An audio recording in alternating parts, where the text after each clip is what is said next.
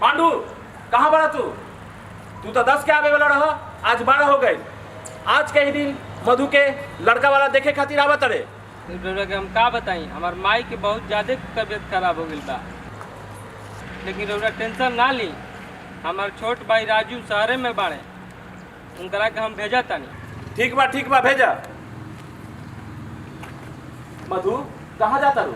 वो पापा मैं नंदिनी के घर जा रही। आज तारा कहीं नहीं जाए के, आज ही लड़का वाला तारा देखे खातिर आवत रे। पापा जा जाके तैयार हो जा जल्दी से।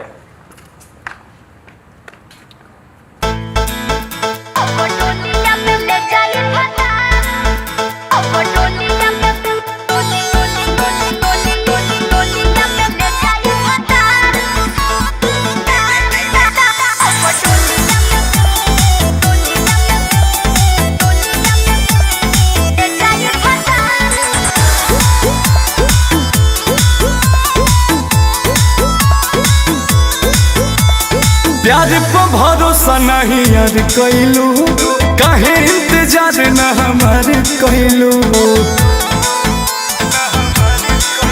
और प्यार पे भरोसा नहीं यार कैलू, काहे इंतजार न हमार कैलू। हमरो तो पीछे बा घर परिवार, कबो तले हमरा के राखी कुमार। तू तो कुछो न कर पहिबा, अब डोलिया में ले जाए फसा सुनैया। तू देखो तेरा हो जाएगा, अब डोलिया में ले जाए फसा सुनैया। तू देखो तेरा हो जाएगा।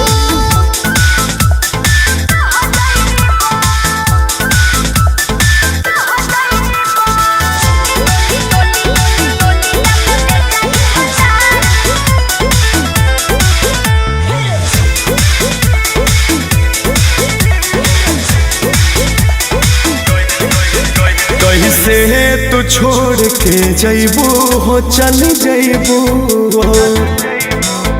हमरा बिना का रह पैबू हो, रह पैबू हो। कैसे तू छोड़ के जैबू हो, चल जैबू हो। हमरा बिना का रह पैबू हो, रह पैबू हो। रो रो के खाली तू कहेला बात, चली के घरे मोर मांगे में हाथ जान जदी तू घबरइबा।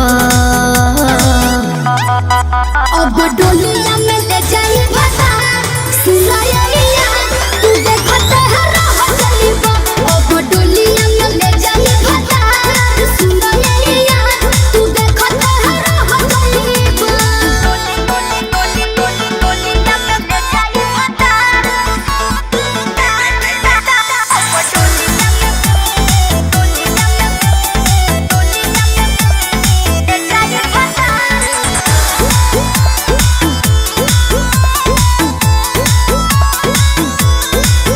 शादी जल्दी में जनी करा हो, जनी करा हो।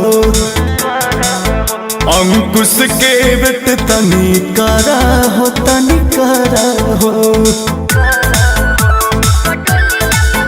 शादी जल्दी में जनी करा हो, जनी करा हो। गर्दा के बेट तनी करा हो, तनी करा हो।